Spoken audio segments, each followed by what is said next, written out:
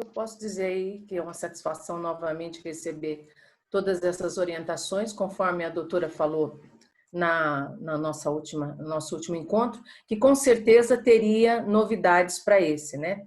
E a gente já ouviu alguma coisa aí sobre a medida provisória que não tem mais efeito. Então, todo dia é uma novidade, todo dia é uma proposta nova para a gente se adequar. Um prazer receber todos, né, em nome do Cianfesp, que é um sindicato muito atuante junto ao seu associado, faz muito a diferença, está sempre nos resguardando aí das novas legislações, das atitudes que o empresariado deve tomar para se prevenir e está sempre cumprindo sempre a legislação. Uma boa noite a todos e vamos aproveitar aí as explanações das nossas doutoras e dos nossos doutores, que têm muito a ensinar. Obrigada. Obrigada, Marta. Só para iniciar com aquela pergunta que a gente já estava conversando um pouco antes, doutor Ivani, com o fim da vigência da 927, como é que fica a questão daquela discussão da ADIM, que está lá no Supremo, né? Como o doutor Enio estava comentando também, a questão dos exames médicos, se a senhora pudesse iniciar e depois a gente ouvir a Simone e a Marina também. Tá ótimo. Bom, inicialmente, meus cumprimentos a todos, né? Boa noite a todos. É uma honra estar aqui novamente com todos vocês. Eu quero fazer um agradecimento especial ao Celso Davi Rodrigues, sempre gentil, fazendo aí o convite. Quero também cumprimentar o doutor Enio, que é um amigo antigo, né? É verdade. Eu sempre participo lá do Sindicato dos Químicos, dos congressos, ele faz congressos maravilhosos aí todo ano. Obrigado, e prazer. Participei da banca, né, de mestrado do doutor Enio, ou doutorado. Doutorado, e da filha dele também. Quero cumprimentar o Adriano, aí o pessoal de Itaquera, a OAB de Itaquera, sempre muito solícito e sempre me convidando. Obrigado mesmo pela deferência do meu nome e tudo mais. Olha, nós estamos ainda em plena pandemia também jurídica, não é só a pandemia do Covid-19. Por quê? Todo dia tem novidade na área previdenciária, na área trabalhista. E agora, qual é a novidade? Aquela medida provisória 936 foi transformada em lei, deu uma certa segurança jurídica para o empresariado. E também nós temos a figura do decreto, né? Que veio aí um decreto, que é o 10422, que regulamentou a medida provisória 936, que foi transformada em lei, e agora tem o decreto que regulamenta a lei, né? E isso deu uma folga aí, vamos dizer assim, para o empresariado, só que estendeu a suspensão do contrato de trabalho por mais 60 dias e estendeu a redução de jornada de salário por mais 30 dias. E muita gente está dizendo que é muito curta, o cobertor está curto, porque a pandemia ainda está aí, a vacina ainda não apareceu, não há uma pronta retomada produtiva, em que 30 dias não é suficiente, né? Não serão suficientes. E não há notícias de que nós tenhamos aí outras medidas mais céleres, vamos dizer assim, para acobertar esse empresariado. Muitas empresas que fizeram redução de jornada de salário de 90 dias já está terminando o período. Outras que fizeram suspensão de contrato de trabalho de 60 dias também já até terminaram a tal da suspensão. Hoje mesmo, uma pessoa me perguntou, olha, a empresa terminou a suspensão de contrato de trabalho e ela já, inclusive, já esgotou os 120 dias, porque ela já tinha feito essa suspensão até mesmo antes da medida provisória aparecer, e depois ela só fez um aditamento, e esse mês agora, de julho, ela já esgotou até os 120 dias. E o que ela faz agora? E o que ela faz com os aposentados? Porque ela tem aposentados no grupo de risco, e os aposentados não têm direito a ter acesso ao benefício governamental, nem o benefício emergencial da suspensão do contrato de trabalho, redução de jornada de salário, e nem tem acesso ao benefício assistencial chamado Corona Voucher, que é aqueles R$600, que é um benefício praticamente assistencial. E as empresas não sabem o que fazer. E aí, a pessoa estava pensando em fazer uma despedida coletiva por força maior. Então, nós estamos já no término, vamos dizer assim, das proteções legais do empresariado, só que a situação de pandemia ainda não está solucionada. A vacina ainda não apareceu, o lockdown ainda não foi totalmente suspenso, e nós, de outro lado, estamos vendo na mídia que a medicina está alertando que o Covid pode voltar de novo para a faixa vermelha, nos locais onde ela já havia passado, vamos dizer assim, o perigo, já estava na faixa amarela, está voltando para o vermelho, e porque as pessoas estão já voltando a trabalhar, voltando a ir para restaurante, para shopping e tudo mais, e muitos já estão relaxando, deixando de usar máscara. Então, nós temos assim, uma série de questões meio nebulosas, e no meio de tudo isso, doutor Celso, a medida provisória 927, que deveria ter sido transformada em lei dia 19, agora, que foi no domingo, né? Até o dia 19 era o prazo para ela ser convertida em lei, propositadamente o Congresso tirou de pauta e declarou: eu não vou transformar em lei isso daqui, eu vou deixar a medida provisória fluir pelo decurso do prazo.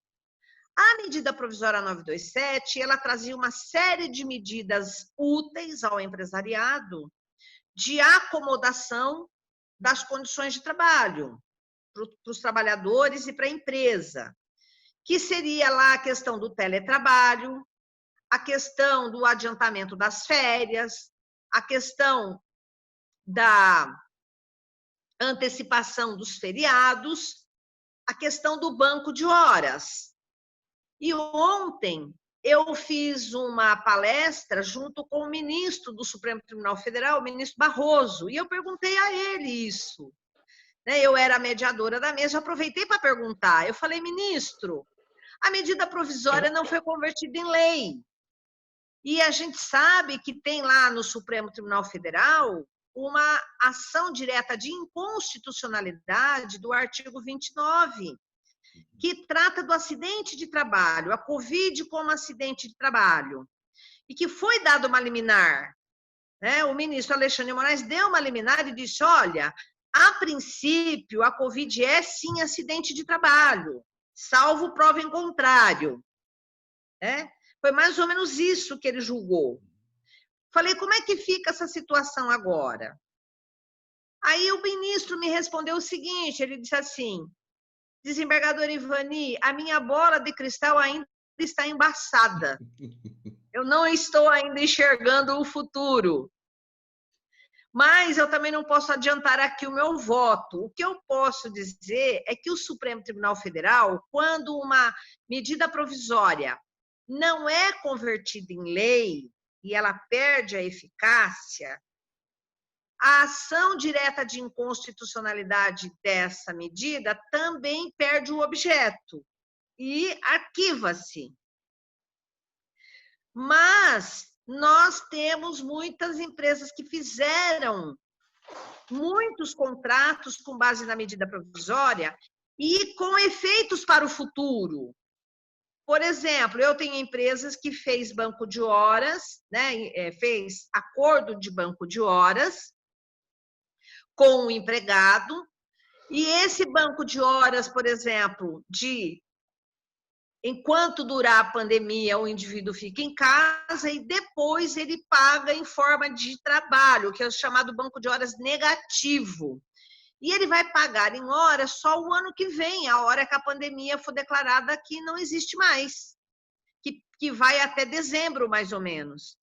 E então, nós vamos cumprir este acordo, na realidade, só o ano que vem. Ora, o ano que vem a medida provisória já perdeu a eficácia. Como é que eu vou cumprir esse contrato no ano que vem se a medida provisória não está vigente? Então, o que nós temos que pensar é o seguinte: na data em que o contrato foi feito, a medida provisória estava vigente. Tudo que foi acordado é válido, embora o cumprimento deste acordo se projete para o futuro. Mas o fundamento de validade era, sim, a MP 927, porque nós não podemos esquecer duas coisas importantes. A primeira é um princípio chamado a lei do tempo rege o ato. Então, todos os atos praticados na vigência da medida provisória 927, eles são reputados válidos e eficazes, ainda que o cumprimento deles seja fora da vigência da medida provisória, porque ela perdeu a sua eficácia. E o segundo detalhe é que, além do princípio da lei do tempo rege o ato, nós temos um outro princípio, que é o princípio da relação jurídica continuativa. Uma coisa é fazer um contrato de compra e venda, onde eu faço a compra de um objeto e o vendedor me entrega o objeto e exauriu o seu cumprimento de uma única vez. E não se fala mais em cumprimento do contrato, porque ele já foi exaurido. Outra coisa totalmente diferente na área do direito são os contratos com relação jurídica continuativa. Se nós fizermos um contrato com base numa lei e ele surte efeitos para o futuro, nós não podemos inibir que esse efeito venha a se operacionalizar, porque seria a mesma coisa que anular os contratos desde o início.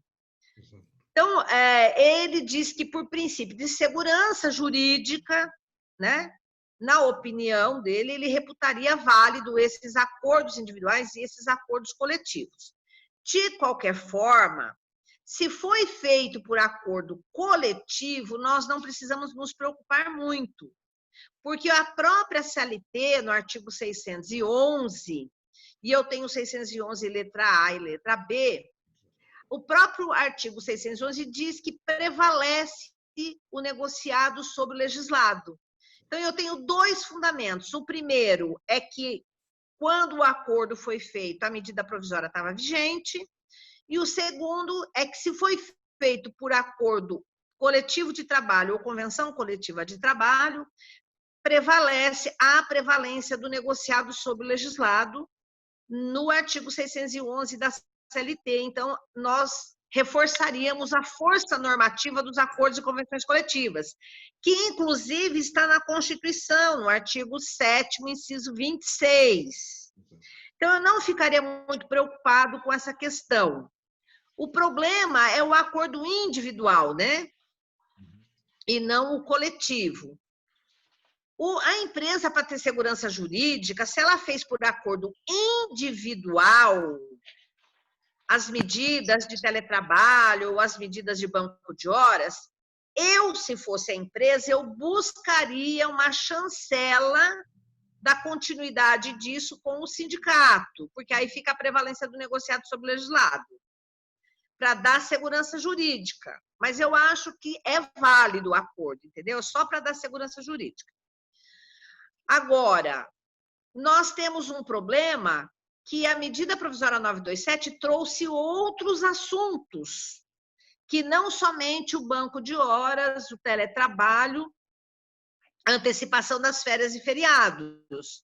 Nós temos lá, o doutor Enio mesmo colocou, que os exames admissionais e os exames periódicos estariam suspensos, não é isso? Exato. Porque não posso ficar mandando o trabalhador ir fazer exames no médico, porque, de repente, ele pode pegar o Covid lá. E se ele pegar o Covid, vai ser acidente do trabalho? Eu que mandei ele lá no hospital fazer o exame, né? Vai ser acidente de trabalho? E outra, essa questão se era acidente de trabalho ou não, que ia ser discutido no Supremo, me parece que agora não vai ser mais, porque a MP perdeu a vigência. Então, nós temos essa questão dos exames médicos admissionais, demissionais e periódicos e tudo mais. que realmente é um problema de difícil solução. Talvez, doutor Enio, como estava suspenso, e a suspensão, na minha opinião, ela está suspensa enquanto houver a pandemia, embora a medida provisória tenha perdido a sua eficácia. Quando ela determinou a suspensão enquanto perdurar a pandemia. Porque o artigo 1º da MP 927 diz o seguinte: esta MP regula, né, as medidas a serem tomadas para enfrentamento do Covid durante a pandemia. E a lei, e quando a medida provisória foi editada, ela tem umas considerandas, e ela se reporta ao decreto legislativo que decretou a calamidade pública, que é o decreto número 6 de 2020. Ela se reporta à lei 13.979, que decretou calamidade pública à pandemia, e decretou que a pandemia estava decretada até dezembro, né? Vai dar, não sei nem que dia de dezembro, mas dá até dezembro, acho que era 180 dias, se eu não me engano. Se a medida provisória vem e fala, estou regulando e autorizando implantar tais medidas durante a pandemia, então, durante a pandemia vai até dezembro. Então, embora ela tenha perdido a eficácia, ela trouxe autorização de medidas que projetam o prazo da sua eficácia. Na verdade, é isso. Então, eu penso que seria válida todas as medidas que iniciaram na vigência da MP 927. Diferentemente, a empresa não pode fazer um banco de horas daqui para frente, novo, com base na MP, porque ela não está mais vigente. Mas os atos iniciados na vigência da medida provisória, eles podem ser terminados fora da sua vigência e são válidos. O que não pode, doutor Celso, é começar um ato novo, fazer um ato novo agora, um banco de horas agora, um teletrabalho agora, com base na medida provisória. Quem não fez e vai fazer agora, aí sim tem que fazer agora com base na CLT e com base na negociação coletiva. Quem já fez e já iniciou, os efeitos se projetam até terminar aí o contrato do jeito que foi contratado. Então, essa é a minha visão, né, sobre o assunto. Gostaria também de ouvir o doutor Enio sobre esse assunto, porque ele também tem aí um pensamento a respeito disso. Então, eu vou colocar só mais um ponto, até para o Enio poder se colocar também, né? Debater também. Debater. Tanto a lei quanto o decreto, ele termina com uma frase muito bonita, né? Ele termina lá, ficam condicionados às disposições orçamentárias, disponibilidade orçamentária. Quer dizer, eu vou estender o meu contrato, vou prorrogar a suspensão de contrato, a redução. Mas se daqui a algum tempo o governo falou, olha, eu não tenho, meu dinheiro esgotou, como é que ficam esses acordos? A empresa teria... Pois é, eu estou preocupada porque até agora ninguém falou nada do dinheiro, né? Exatamente.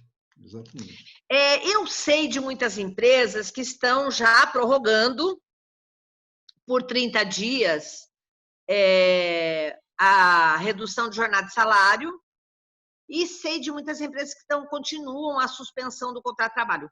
E eles estão conseguindo cadastrar essa circunstância lá na Secretaria da Economia, porque eu participo de um grupo que é um grupo muito grande, que é só de advogados. Aí eles falam, você conseguiu cadastrar? Eu consegui. Tem algumas pessoas que conseguiram, inclusive, com data retroativa, viu, doutor Celso? Interessante. Porque são pessoas que não tinham feito banco de horas ainda, não tinham feito suspensão de contrato de trabalho ainda, não tinham feito a redução de jornada de salário ainda, e estão fazendo com base na lei, não na medida provisória, na lei, porque a lei veio, né? Fizeram com base na lei e conseguiram fazer, inclusive, com data retroativa. Olha que coisa interessante. Isso mesmo. cadastraram lá com data retroativa. Não sei se vai valer, mas que o sistema aceitou o cadastro com data retroativa, aceitou. Né? Eu achei que não aceitaria, mas aceitou. Por quê? Porque a lei demorou para chegar. Quando a lei chegou, havia empresas que já estavam com o prazo exaurido da suspensão do contrato de trabalho, porque tinha feito por 60 dias e os 60 dias já tinha exaurido. E aí a lei veio bem depois, aí eles fizeram com data retroativa, entendeu? Porque a lei, o que ela faz? Ela chancela a MP e dá continuidade. Né? Ela dá continuidade. Então, foi isso que aconteceu. E alguns advogados me disseram que conseguiram fazer com data retroativa e o sistema não recusou. Entendia-se que o sistema ia recusar. Só que ninguém falou nada do dinheiro até agora, né? Como é que vai ser a operacionalização do dinheiro. Todos estavam esperando alguma norma interna do Ministério da Economia. Que eu saiba, não recebi nenhuma notícia que tenha tido ainda uma norma interna do Ministério da Economia. Não sei se você sabe de alguma coisa a respeito desse assunto. Não, até agora não. Mesmo porque quando saiu a medida, foi assinada a medida, teve toda uma discussão, uma negociação com o Congresso para a liberação desse recurso. E dessa vez, nós não vimos nada, não vimos movimentação. Não sei se o Enio, o Sérgio, chegaram a presenciar alguma coisa dessa. É o seguinte, quando foi feita a MP 936, aí teve uma outra norma separada que já autorizou o governo a gastar sem limites. Exato. Então, eu penso, aqui, com os meus botões, nós podemos ter dois pensamentos aqui. A lei 14.020 diz que a prorrogação, né, que as medidas podem ser prorrogadas por ato do Executivo. O Executivo editou o decreto, não é isso? Sim. Que é o 10.422. Exato. O decreto vem e fala, pode prorrogar as medidas. Mas lá no artigo 7º, que é um decreto bem curtinho, ele diz: as despesas decorrentes, né, deste decreto, as medidas decorrentes desse decreto ficam condicionadas à existência de verba orçamentária. Então, eu pensei assim, acho que o governo vai editar um próximo passo, ele vai indicar qual é a rubrica, qual é a verba que vai suportar. Porque, doutor Celso, o decreto já tinha que ter dito quem é que ia suportar. Quando um decreto traz gastos, traz medidas que importem gastos, ele já diz qual é a rubrica e qual verba de que lugar vai sair o dinheiro. E aqui ele não escreveu isso no decreto. Eu acho que ele não escreveu e já não apontou qual é a verba, porque ele já tem aquela autorização lá atrás para gastar de forma ilimitada. Perfeito, perfeito. Eu acho que a autorização já estava dada pelo Congresso lá atrás, quando já autorizou o governo para tomar todas as medidas necessárias, não só no campo do empresariado e do trabalho, mas no campo da saúde, no campo da previdência, em todos os outros, no campo da ajuda financeira para os bancos e tudo mais, ele já ficou autorizado, eu acho que genericamente. Outra coisa, eu vi também uma live de uma pessoa da área jurídica, também do tribunal, dizendo o seguinte: caso as empresas não consigam essa ajuda financeira de prorrogação, isso pode certamente ser resolvido na justiça, porque houve uma promessa, houve uma legislação, houve um decreto, e não se brinca com essas coisas, né? Ou tem o dinheiro ou não tem o dinheiro. E aí a empresa que se sentir lesada ou que não for reembolsada ou qualquer coisa que o valha, poderá judicializar essa questão, que certamente haverá aí uma condenação do governo federal no reembolso desse valor. Perfeito, perfeito. Enio, quer fazer alguma colocação, Enio? Foi provocada pela Eu vou dar doutora uma Ivani? provocadinha na professora. Primeiramente, elogiar a exposição da professora Ivani, que, na minha ótica, ela é uma grande referência do direito do trabalho, e eu concordo plenamente com o que ela colocou na forma da aplicação da medida 927. Mas aí a senhora me trouxe um gancho, que aí eu queria fazer essa questão. Se a senhora lê todos os artigos da 927, ela fala que concessão de férias coletivas durante o estado de calamidade pública, aproveitamento de feriados, antecipação de feriados durante o estado de calamidade pública, banco de horas durante o estado de calamidade pública. Então, pelo seu raciocínio, a medida provisória não perdeu a eficácia. Não é isso, doutor Enio. Eu faço uma distinção. Aí é provocação, certo? Doutor Enio, é o seguinte, o senhor sabe e há de convir comigo que a gente sempre discutiu, inclusive isso lá na pós. Nós temos que fazer uma distinção entre existência, vigência, validade, eficácia, efeitos. Existência, né? Existência, validade, vigência, eficácia, efeitos. A medida provisória está vigente? Não. Mas ela foi válida. Foi válida. Então, ela é válida, ela é eficaz, tudo bem? Não está vigente. Ela só não está mais vigente daqui para frente, doutor Enio, daqui para frente. Daqui para frente eu não posso fazer banco de horas com base nela. Daqui para frente eu não posso fazer suspensão de antecipar feriados com base nela, sem negociar com o sindicato. Não posso fazer férias coletivas com base nela, sem negociar com o sindicato. Daqui para frente, tudo que eu fizer, eu vou fazer com o sindicato. Perfeito. Porque aí eu tenho a prevalência do negociado sobre o legislado e ponto final. E os Daqui para trás, o que eu fiz está feito, selado. Então, ele é válido, ele é eficaz e ele projeta os efeitos na forma do pactuado. Concordo plenamente. Agora, no que tange aos exames médicos, a gente sabe que as empresas não conseguirão cumprir os prazos. Mas, doutor Enio, se eu interpretar que ela trouxe medidas durante a pandemia, toda durante a pandemia, eu projetaria os efeitos, não eficácia, efeitos. Eu projetaria os efeitos dela também durante a pandemia. Eu não tenho como mandar meu trabalhador ir para o médico fazer porque está tudo fechado e eu não vou expor meu trabalhador a um Covid. E se tudo que está escrito na MP é para regular durante a pandemia,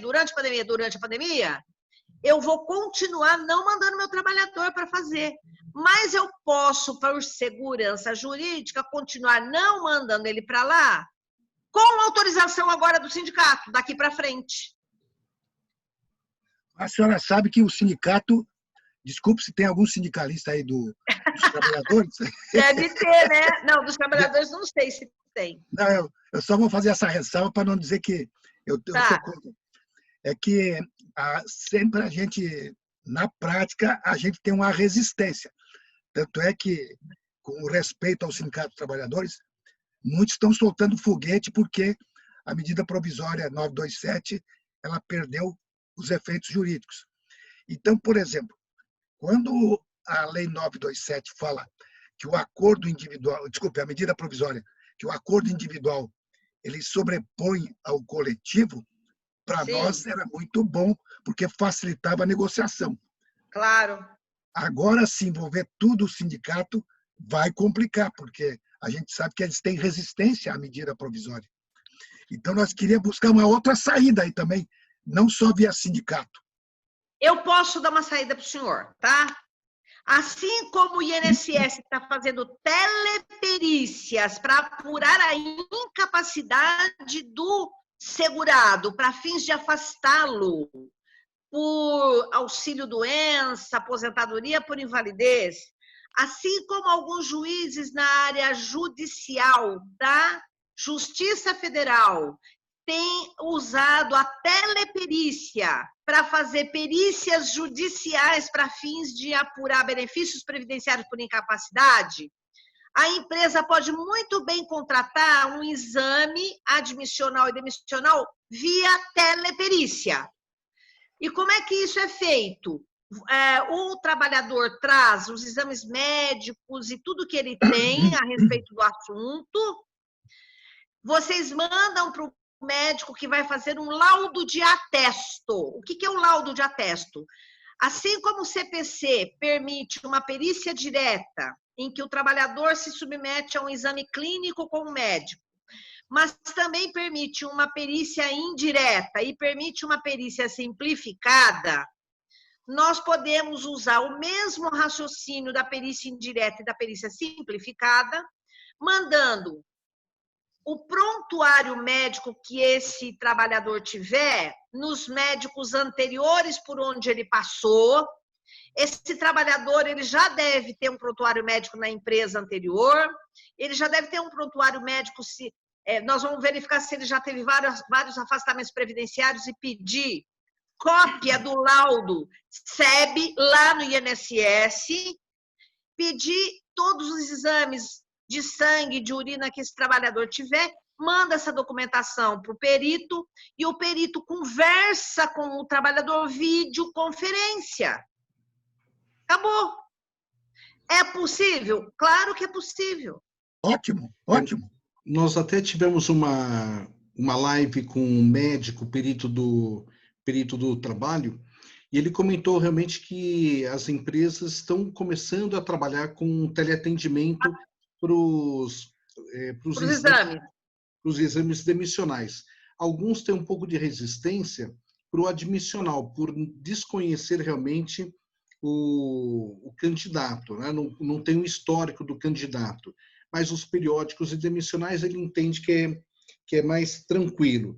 Mas realmente, por esse laudo de atesto, fazendo essa investigação, né, nas empresas anteriores, ele consegue ter uma avaliação clínica desse candidato, e aí seria mais, acho que para ele, mais seguro para fazer o exame médico admissional. Agora... Inclusive, doutor Celso, quando eu dei uma aula sobre teleperícias no processo civil, no processo de trabalho e no processo previdenciário, eu fui buscar um parecer jurídico, um parecer do Conselho Federal da Medicina, se a teleperícia, de algum modo, fere o Código de Ética do médico, e se ele poderia fazer esse tipo de laudo, entendeu? Uhum. E eles chegaram à seguinte conclusão: quando o médico analisa outros laudos de outros médicos, ele fica sem graça de contrapor aquele outro laudo médico, tem a questão da ética, né? Então, o que se diz é que ele não pode, de fato, contrariar o laudo de um próprio colega, mas que ele pode, à vista dos exames de sangue, de urina, ressonâncias magnéticas, todos os exames e prontuários médicos, afastamentos previdenciários, laudos porventura existentes no INSS que é possível o trabalhador buscar, requisitar e trazer, se ele um dia ficou afastado, dá para o médico fazer uma amnésia e fazer um histórico evolutivo de alguma doença e fazer um laudo de atesto. E falar, olha, diante dos documentos que eu analisei, né, eu vislumbro capacidade para o trabalho. Ou ele pode escrever, diante dos documentos que eu analisei, eu não vislumbro capacidade para o trabalho. Né? Entendeu? Perfeito. Porque ele vai se referir aos documentos alheios e não a um exame que ele fez. Perfeito. Eu periciei o indivíduo e atesto. Não, não é isso. Né? Ele vai falar à vista dos documentos que foram exibidos. Perfeito. Agora, Perfeito. Posso fazer uma observação? Sim, com licença? Aproveitando essas pinceladas nesses temas que a doutora Ivani, com a ajuda do doutor Enio, ponderaram, eu queria trazer aqui exatamente, acho que é um questionamento que você fez anteriormente a doutora Ivani, que é o pessoal que entende de forma diversa, só para a gente plantar um pouquinho mais de discussão. Essa linha, essa corrente do pessoal que fala que hoje as regras da MP 927 não está surtindo os efeitos, eles não fazem essa análise completa como a doutora Ivani. Eles olham somente a vigência e a eficácia. E aí, qual é o entendimento que eles estão defendendo? Que enquanto vigorou a MP, ela produziu efeitos. Então, durante os 120 dias dela. Em 19/7, quando ela caduca, todas as matérias que ali na MP têm regras próprias, volta a ter a vigência pela lei própria, então, pela CLT. Então, eles não fazem essa análise pelos 5 patamares. Então, acho que foi isso que talvez você já escutou o pessoal falando. Então, eles, por exemplo, o banco de horas, eles entendem que os créditos e débitos, a partir de ontem, 20/7, já não poderia entrar no banco de horas que vai ser compensado até 18 meses pós-fim de pandemia. Só que uma ressalva, eles não analisam pelos 5 pilares. Então, eu acredito que é uma tese, uma defesa um pouco muito vulnerável, tá? Então, assim, só para indicar que sim, houve essas defesas, está tendo muito debate, tá? Inclusive, na questão do orçamento, eu acredito que esses últimos parágrafos do decreto, ele traz uma insegurança jurídica que antes não tínhamos, porque é subentendido já a nós que se o governo não tiver dinheiro no orçamento, não vai ter o pagamento. Só que eles trazem agora de forma taxativa. Então, assim, ó, a qualquer momento eu revogo o decreto e não pago mais ninguém. Então, agora eu estou informando para vocês que eu posso fazer isso. Exato. E aí eles fazem uma apuração semanal do valor, tem uns extratos que eles sabem da quantia que está sendo desembolsada. Então, com essa análise da quantia semanal, algumas pessoas até defendem que foi por isso que houve essa demora para que viesse a lei e também o decreto do executivo para regulamentar o que a lei determinava. E aí tem também algumas situações que falam o seguinte, que quem cria o direito é a lei. Então, o decreto, ele pode ser considerado inconstitucional, ilegal e extremamente infeliz, porque ele vem retirar esse direito que a lei deu do pagamento, do efetivo pagamento. Então, quando ele tinha só que regulamentar, ele está extrapolando esse limite dele. Então, também tem essa crítica e esse levantamento de discussão. Eu só não queria perder esse nicho para a gente não sair do tema. Eram as considerações que eu precisava. Não, mas foi ótima a explicação. Foi ótima. E, Marina, e doutora Marina, eu aproveitar a tua fala e também já provocar a doutora Simone por uma questão que a gente estava conversando no encontro passado, né? Nessa questão, voltando à questão das doenças aí do Covid, né?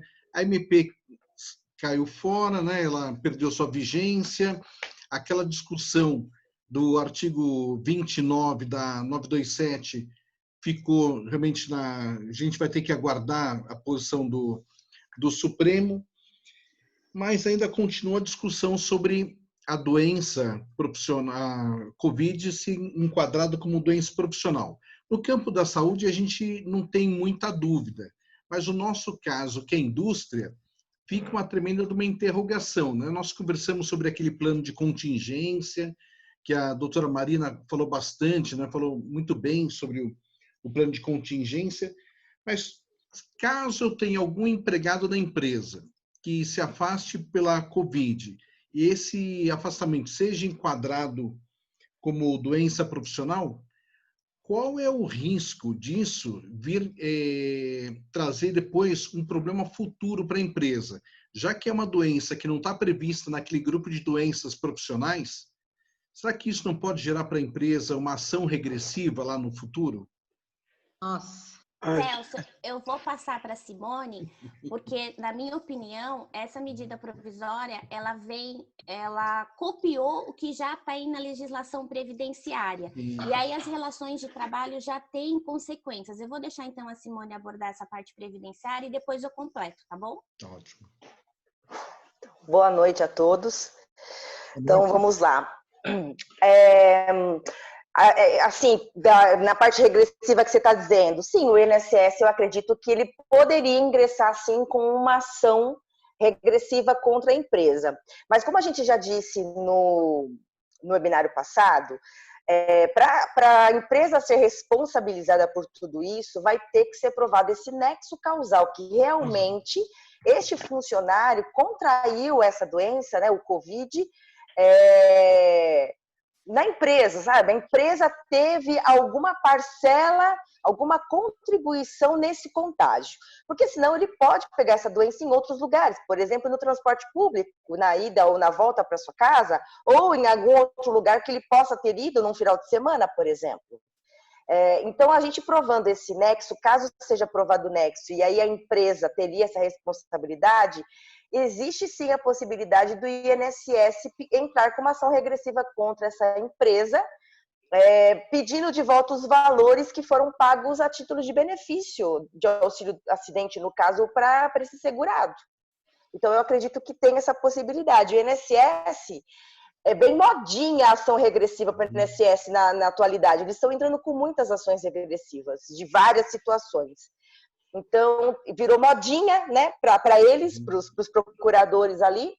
Então, essa possibilidade existe sim.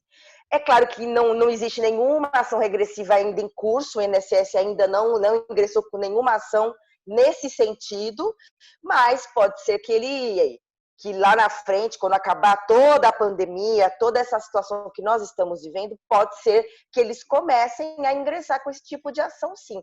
Óbvio que nós temos, né, vamos criar uma tese, uma defesa, como nós criamos nas outras ações regressivas, para defender as empresas, para que a gente possa tentar sair disso e não ter que devolver esses valores de benefício.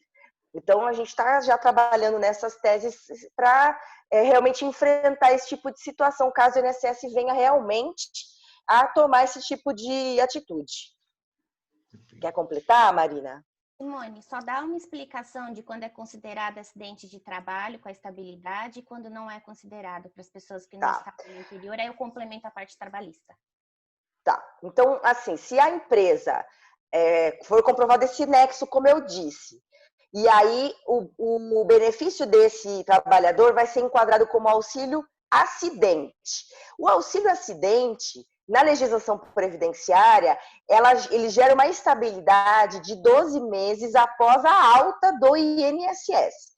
Então, se esse trabalhador ficar afastado por um período de 6 meses, um exemplo, após esse período de 6 meses, ele terá a alta do INSS, e aí após essa alta ele teria 12 meses de estabilidade. A empresa não poderia demitir este funcionário durante este período, tá, de 12 meses.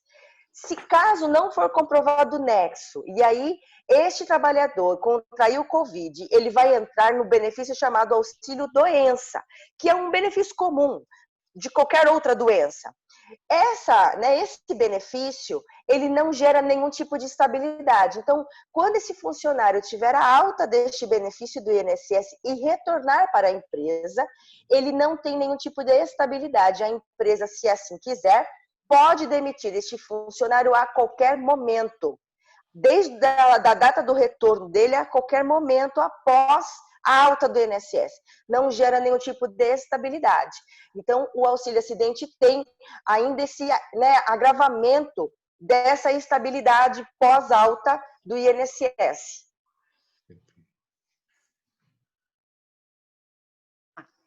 E aí, o que eu oriento? Eu vou dar uma pincelada rápida, doutor Celso, porque eu acho que nós temos um pessoal que não estava na anterior.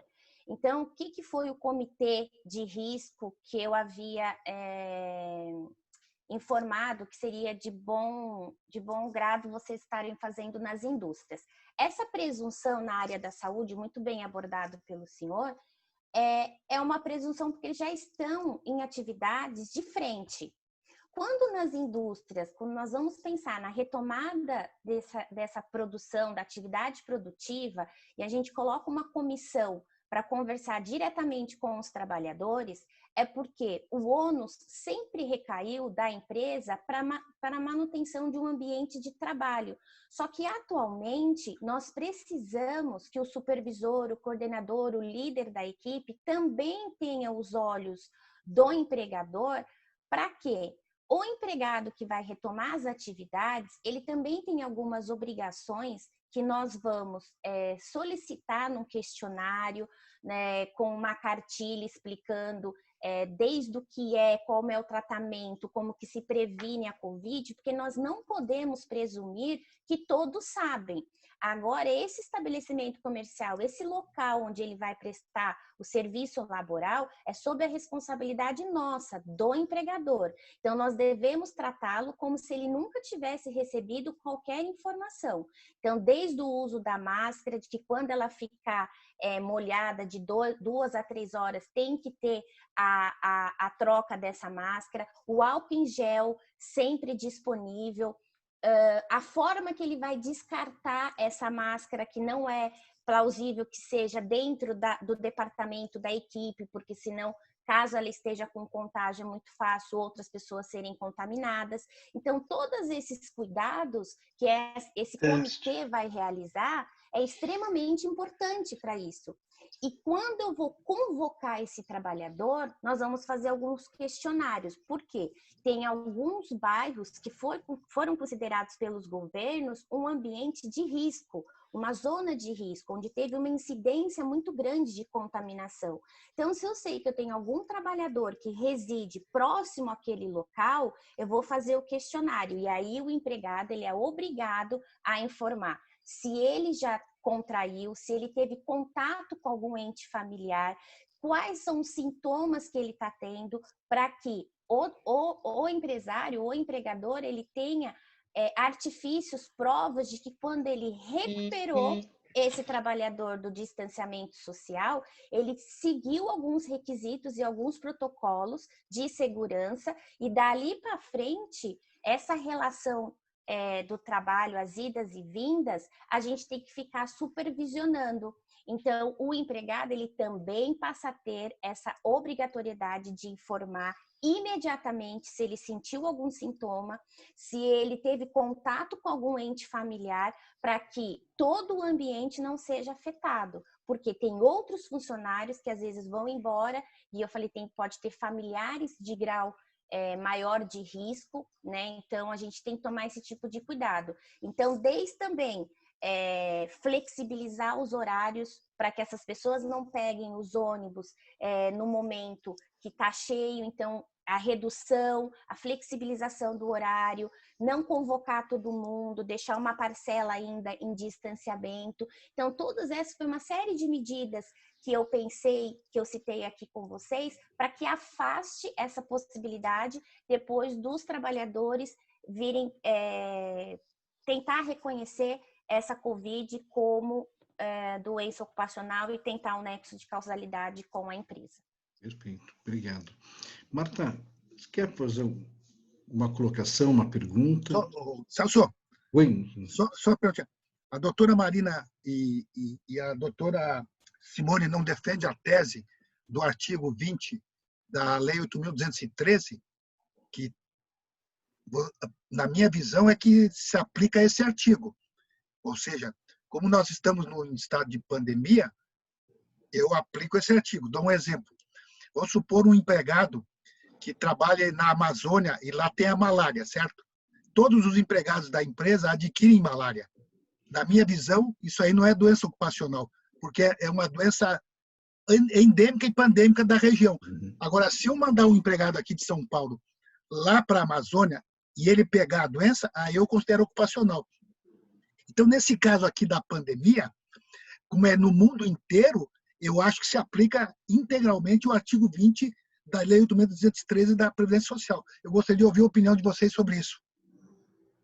Eu falei esse assunto na webinária passada, doutor Enio, E a doutora Marina comentou aí que realmente o acidente de trabalho, o que estava na MP 927, já está na lei previdenciária.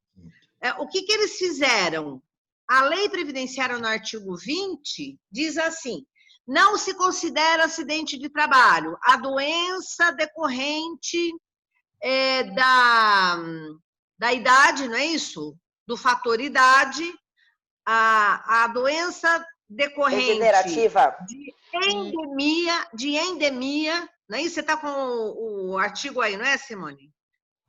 A doença decorrente de endemia própria do local onde ela se desenvolva, salvo se comprovada exposição extraordinária do trabalhador, não é isso? Então, na verdade, o que a MP 927 fez foi copiar o que está na lei previdenciária e, em vez de colocar endemia, colocou lá pandemia. Ora, só está escrito lá: a contaminação do Covid-19 decorrência da pandemia não se considera acidente de trabalho, salvo prova do nexo de causalidade. Nexo causal. Então, eu não sei nem por que precisaram escrever isso na MP 927, porque a lei previdenciária já tratava deste assunto. E eu não entendi também, doutor Enio, por que o Supremo deu a liminar. Porque, se nós considerarmos aqui, a discussão é a Covid-19, a prova é do trabalhador, do nexo causal, ou o nexo causal é presumido? Eu presumo que a Covid-19 é acidente de trabalho, salvo prova contrário? Ou eu presumo que a Covid-19 não é acidente de trabalho, salvo se o trabalhador provar o nexo causal? Veja, se eu presumo que a Covid é doença do trabalho,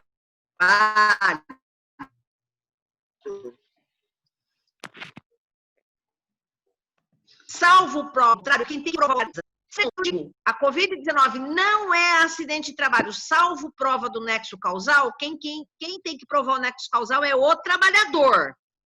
Então, o modo como foi colocado na lei, na minha opinião, tá? O que o governo quis falar? Ele quis dizer que o Covid não era acidente de trabalho, o trabalhador vai ter que provar o nexo causal. Foi isso que ele quis dizer. Só que houve uma interpretação às avessas, né?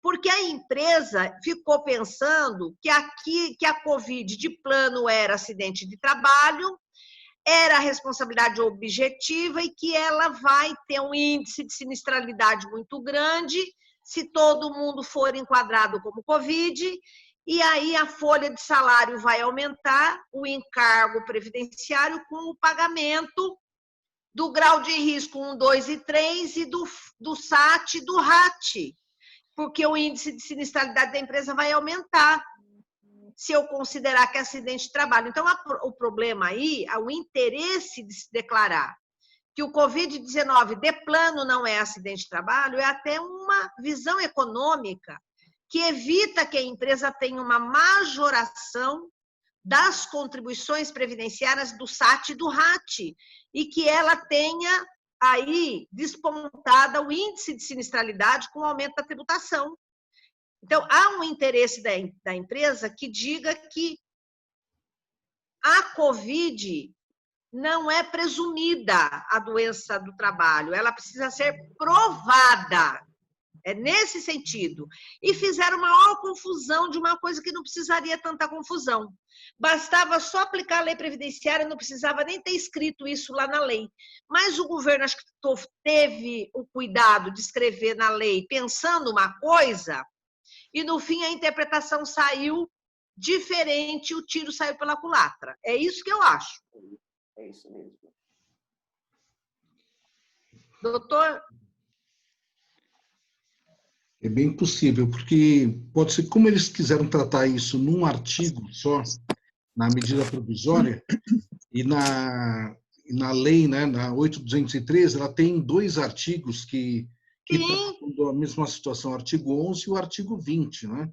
Que um fala da questão endêmica e outro fala da questão do nexo causal. Eles tentaram simplificar e criaram uma polêmica tremenda sobre o assunto, né? Que ainda vai A intenção, doutor Celso, a intenção era dizer que o Covid não era acidente de trabalho presumido, porque ninguém quer aumentar o índice de sinistralidade da empresa e fazer a empresa pagar mais. A intenção foi econômica, foi essa, mas o empresariado entendeu errado a situação, provocou o Supremo e aí deu no que deu, porque o tiro saiu pela culatra. Exatamente. Não é isso? Porque ele buscou a segurança e criou um estado de insegurança. Exatamente. Então, agora, a medida provisória não vai para frente e eu fiquei curiosa para saber o desfecho do julgamento, se vai perder o objeto. E o ministro, ontem, na live que eu tive com ele, o ministro Barroso, falou para mim, olha, eu penso que vai perder o objeto na ação direta de inconstitucionalidade desse artigo e que o judiciário vai ter que decidir caso a caso. Ora, se o judiciário vai decidir caso a caso, volta a aplicar a lei previdenciária. Não é acidente de trabalho, salvo se comprovado o nexo causal. Quem vai provar o nexo causal? O trabalhador. É ele que vai provar que a empresa expôs ele a risco exacerbado. Por isso que a empresa não pode pedir para o trabalhador ir fazer exames admissionais ou periódicos, porque ele pode dizer que ele foi exposto. Concorda, doutor Ian? Concordo, plenamente. Entendeu? Plenamente. Eu não posso pedir para o trabalhador fazer isso, senão ele vai falar, olha, eu fui exposto, eu fui obrigada a ir fazer o exame porque a empresa pediu. Pronto, aí ele foi exposto. Mas aí aqui a gente tem que fazer aquela observação do pessoal que sustenta ao contrário. Que aí Exatamente. eles têm a obrigação de fazer esse exame periódico. E aí eu acredito que aquela ideia de tentar fazer o telepresencial atendimento é super válido, porque se tivermos a outra corrente, é perigosa.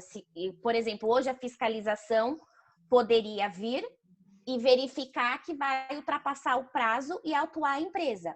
E aí aqui também tem, eu acho que mais uma ideia, faltaria um decreto para regulamentar exatamente essas questões de quem entende que o que é regramento próprio perdeu a eficácia com a MP caducando e volta à regra própria. Mas aí como é que eu vou fazer com a segurança do trabalhador? Então eu também acredito que aqui tem um buraco, um gancho, que precisaria de uma nota, uma recomendação, algo nessas ideias. Nós teríamos aí 60 dias para esperar um possível decreto legislativo, né? Que poderia vir regular essa situação, mas nós não temos tido, né, nas últimas MPs que perderam sua vigência, esse decreto legislativo não foi produzido, né? O Celso, me permite uma observação nisso? Sim, por favor. Eu acho que esse decreto legislativo, primeiramente que ele não vai sair, né? Porque até agora não saiu nenhum. E segundo, eu acho que esse decreto legislativo ele só regula a relação, mas não vai regular o direito. Exatamente. Exatamente. É isso, né, professora? Exatamente. Não vai ter decreto legislativo, sabe por quê?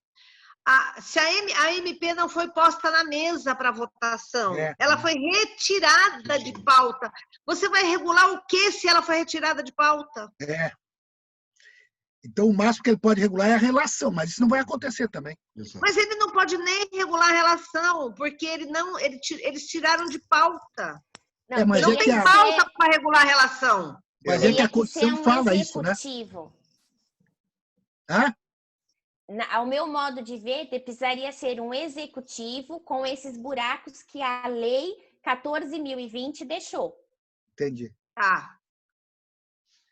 Mas pela Constituição, ela é clara, ela diz que é um decreto legislativo que regula a relação, mas não esses buracos que tem. Exatamente. É isso mesmo. Olha, em termos de acidente de trabalho, volta, na minha opinião, como ela tem aquela... Nós temos que esperar agora o que o Supremo vai fazer com aquela DIN. Por enquanto, está vigorando aquela DIN. Eu acho que seria caso de quem entrou com a DIN, doutor Enio, provocar o Supremo... Mas foi o Sindicato dos Trabalhadores que entrou com a DIN. Acho que foi a rede, né? Mas eu acho... Então, mas a rede social, doutor Enio, a rede e Sustentabilidade. o pessoal entraram com a DIN. Foram partidos doutor Enio, políticos. mas tem sindicatos patronais que entraram como amigo da corte. Ah, é? Sim! Aí você pega um amigo da corte e provoca lá para que ele se manifeste sobre a perda do objeto. Pega um amigo da corte para ser inimigo da corte. Não! Amigo, porque vai tirar esse ônus deles. Olha, você pode entrar como amigo da corte e provocar tem lá alguém que entrou como amigo da corte, provoca aí uma fala do Supremo, como é que fica essa questão, porque isso está trazendo insegurança jurídica para o empresariado. Celso, sim, Celso, posso dar uma palavrinha? Ô, doutora Luciana, por favor. Isso. Por favor. Primeiro, eu queria cumprimentar aqui a professora Ivani. Estou assistindo há alguns minutos e, como sempre, aprendendo muito com a senhora. Parabéns. Marina também, Simone. Está muito interessante aqui a live e eu não queria atrapalhar, mas eu só queria concordar com a doutora Ivani. Nós temos a CNI, que é a nossa confederação patronal, né? Que está como amiga da corte. Então, Luciana, e ela não vai fazer nada lá para provocar? E nessa linha... Está sumindo a sua voz, Luciana. A comunicação da Luciana... agora melhorou. Você está no celular, Luciana? Eu tô no celular porque eu tô presa no meu quarto, porque eu tô com suspeita de Covid. Acho que eu peguei do meu chefe. É verdade. Não acredito, Lu. Caramba. Eu tô presa no meu quarto e meu computador, minha filha usa lá no escritório. Eu nem posso usar o mesmo computador que ela, nada. Eu tô presa aqui. Você já fez o exame? Eu fiz exame domingo, ficar pronto amanhã. Estou aguardando. Se Deus quiser, não vai acontecer nada, filha. Se Deus quiser. O único sintoma mesmo era a garganta, que eu fiquei sem voz, mas já voltou. Eu acredito que não peguei. Mas, enfim, essa questão da doença ocupacional está muito clara para mim, porque eu estou vivendo na pele. Exatamente. Ela disse que pegou do chefe, é o nexo causal aí, ó. O teu tem nexo, hein? Você viu? Mas peguei do chefe. Nexo causal. Você tem um argumento forte. Peguei do chefe. Olha, e se precisar, doutora Luciana, tem bastante advogado aqui nos assistindo. Pois me liga, doutora Luciana. Pode me ligar depois. Então, eu acho que nem vão refutar. Eu acho que a empresa não vai nem se defender, porque ficou tão claro, tem live filmada, tem reunião de diretoria, eu do lado dele. O teu tá fácil. Tá fácil. Tá fácil. O Enio e o Celso assistiram aí a reunião de diretoria da segunda-feira. Os nossos filiados aí são minhas testemunhas, os filiados. Mas, enfim, a CNI é amiga da corte nesse processo. Então... Olha, Luciana, a hora que a CNI entrar, depois você me fala o resultado, tá? Mas eu teria entrado já na segunda-feira. Então, ela é amiga da corte já, só que eles estão aguardando o recurso da AGU, porque a AGU teria que recorrer da decisão, né, que suspendeu os efeitos do artigo 29. Nem foi publicado ainda o acordo, então... Mas, Luciana, se perdeu o objeto, perde o objeto, inclusive o recurso da AGU. Pois é. E Também acho. agora com essa novidade... Eu acho que tem que provocar para que eles declarem a perda do objeto, tendo em conta a caducidade da MP. É isso mesmo. Ô, Luciana. Pois não. Ontem eu fiz um webinário com o ministro Barroso, tá? Ele me disse o seguinte, que, regra geral, o Supremo Tribunal Federal declara a perda do objeto de ação direta de inconstitucionalidade, de lei revogada e de medida provisória que não se transforma em lei. Mas que existem 2 exceções, e ele não me falou o número do processo, porque ele disse que não se recordava. Ele disse que teve 2 exceções que, embora a medida provisória tivesse perdido a eficácia, eles regulamentaram a matéria. Então, era isso que nós queríamos, que eles não partam só para a linha de que perdeu o objeto, mas que regulamente essa insegurança jurídica que se instalou. Então, agora, ele falou para mim que ele não lembrava os casos para me falar o número do processo, mas eu acho que é um caso de você fazer uma pesquisa profunda nas ADINs em que a lei ou foi revogada ou a MP perdeu o objeto, para ver quais são essas exceções. Aliás, hoje, como eu fiz essa webinar ontem à noite com o ministro Barroso, hoje eu já pedi para o meu assessor lá do gabinete fazer essa devassa, essa pesquisa, porque eu também estou curiosa para saber qual foram os casos que foram exceção. Ele disse que existem 2 casos. Eu estou até com vontade de ligar para ele para perguntar. A senhora já passa o e-mail, passa o e-mail. Já fez a live dele? Se eu descobrir, eu te mando, tá? Você me manda e eu vou pressionar a CNI para se manifestar como amiga da corte no sentido de pleitear a regulamentação. Já vou pressionando para quando a gente conseguir esse caso aí, esses 2 exemplos, a gente usar na petição, né? Sabe por quê, Luciana? Se ficar lá que a Covid, presumidamente a doença do trabalho, a gente passa para o nexo técnico epidemiológico. Pois é um perigo. E no nexo técnico epidemiológico, o índice de sinistralidade da empresa vai lá para a estratosfera. Pois é, não, isso é o pior dos mundos, professora. Nós temos que tem uma coisa boa, Luciana, que a ação regressiva não cabe quando é nexo técnico epidemiológico, só cabe a ação regressiva quando é culpa e dolo da empresa. Pois é, tem esse benefício, só que o resto, o saldo está muito negativo, essa vantagem não vai compensar. Eu também acho que tem que provocar lá para que eles realmente...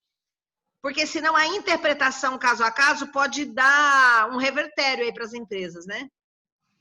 Nós vamos fazer isso e eu queria aproveitar para encerrar a minha fala aqui, só para convidar todos os senhores para assistir um evento que nós vamos fazer com a fiscalização. É um evento sobre como será a fiscalização na retomada e ainda enquanto perdurar a pandemia. É um evento que foi nos solicitado pela Superintendência do Trabalho de São Paulo. Então, o próprio superintendente vai participar, a chefe da fiscalização e alguns auditores fiscais. Então, o Renato Vignani vai participar também e o Alexandre? Olha, eu não tenho certeza se Renato e Alexandre vão participar, porque eu não tenho ainda os nomes de todos os auditores que vão estar conosco. Mas eu acho importante a gente ouvir, lógico que a fiscalização tem uma interpretação sempre mais restritiva, mas claro. Eu até brinquei com a chefe da fiscalização. Falei, olha, nós vamos fazer o evento, divulgar para as empresas, mas não vai iniciar uma fiscalização indireta e sair todo mundo notificado, né? Que eu já vi isso acontecer. Então, é verdade. Aí nós batemos. E aí... Ô, Luciana, então vai ser importante a gente ouvir. Você manda através do Celso aí o link vai ser pelo Zoom aí também? E manda o link para nós aí, a gente assiste também. Vou mandar, vai transmitir pelo YouTube e vai ser pelo Zoom lá da Fiesp. Eu já adianto que nós vamos deixar a fiscalização que vai comandar esse evento, vai colocar todas as posições deles e nós só vamos apresentar uns 2, 3 cases de empresas que estão com bons protocolos de retomada, indústria que não parou, que está trabalhando com segurança, que não teve caso de Covid. Nós vamos apresentar a pedido deles uns 3 casos de sucesso. E aí vamos ouvir o que eles têm para dizer. Vocês vão fazer uma cartilha? Então, nós já fizemos, professora, uma cartilha de retomada em abril. E agora nós estamos atualizando ela por causa da portaria 20, né? E outras portarias aqui em São Paulo.